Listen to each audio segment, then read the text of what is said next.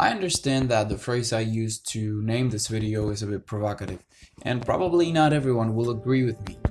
But let me explain why I think it's important for us to question whether or not happiness is a decision, and why I think you should too. In this video, I will bombard you with a few concepts you may already know, or not. We'll see what philosophy, physics, and psychology have to say about it. Lots of stuff, I know, but I promise you it's very interesting and practical. Because, let's face it, if you don't apply that knowledge into your life, then it's pretty much worthless. Have you ever heard about determinism? Determinism is the philosophical view that all events are determined completely by previously existing causes. Now, some people may call this karma, but karma actually means something different. The opposite of determinism is some kind of indeterminism or randomness. It is also contrasted with free will.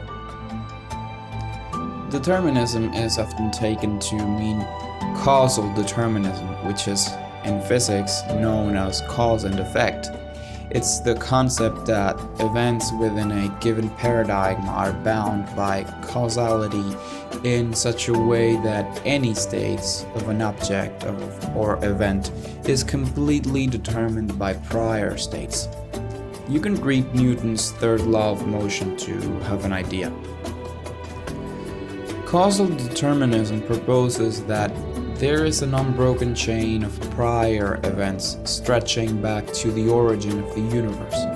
So the relation between events may not be specified, nor the origin of that universe. Causal determinists believe that there is nothing in the universe that is uncaused or self-caused. But how does free will fit into this? Now, free will is the ability to choose between different possible courses of action, right?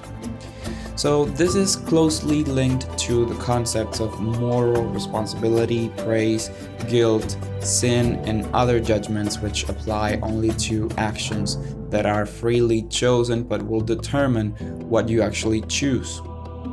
It is also connected with the concepts of advice, persuasion, deliberation, and prohibition. This is a bit contradictory, right? I mean, if you consider all that, how free is it, really? Traditionally speaking, only actions that are freely willed are seen as deserving credit or blame. Whether free will exists, what is it, and the implications of whether it exists or not are some of the longest running debates of philosophy and religion. Some conceive free will to be the capacity to make choices in which the outcome has not been determined by past events. Determinism suggests that only one course of events is possible, which is inconsistent with the existence of free will that's conceived. And then we have psychology, or one of its branches, more specifically positive psychology. The ideas underlying positive psychology trace back to humanistic psychologists such as Abraham Maslow in the 1950s, but the current field was established by Martin Seligman in the 1990s. Seligman and others believed that psychology focused too heavily on disorders and deficits, rather than the strengths that allow people to lead happy, resilient, meaningful lives. Positive psychology aims to uncover what allows humans to thrive. Things like achieving a professional goal, creating a loving relationship, or feeling awed by nature. This field aims to provide the ingredients that everyone can use to build the most fulfilling life possible. Scholars of positive psychology believe that the good and bad parts of life are equally genuine, and that good is not the absence of bad, but the presence of well-being and purpose. The goal is not to ignore suffering, but to establish a better understanding of what allows individuals to flourish in the first place. An interesting observation about this branch of psychology.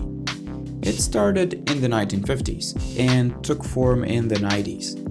Those were both very important moments in global history after World War II and the fall of the Soviet Union. Maybe it wasn't that random. So, is happiness a decision? In the end, no matter where you look, you'll find statements that support one way of thinking or the other. So you're gonna have to choose what suits you best. Wait, that's free will, right?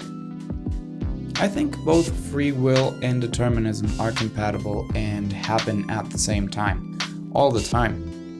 One action with its consequences in the future, the same action with its precedent in the past.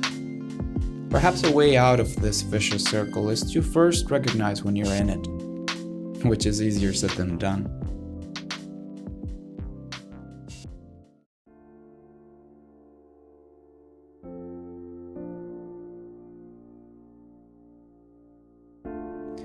Perhaps he shouldn't have left his flower alone, you know.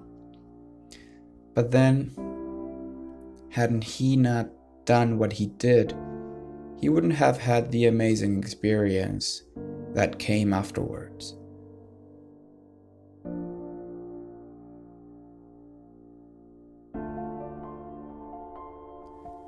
The truth is that there is no direct answer for my question, or rather, a universal answer for it. Each person has to find, create its own truth, its own happiness. There's no other way around it. People have forgotten this truth, the fox said, but you mustn't forget it. You become responsible for what you've tamed. Look up at the sky. Ask yourself, has the sheep eaten the flower or not? And you'll see how everything changes. And no grown-up will ever understand how such a thing could be so important. Do you?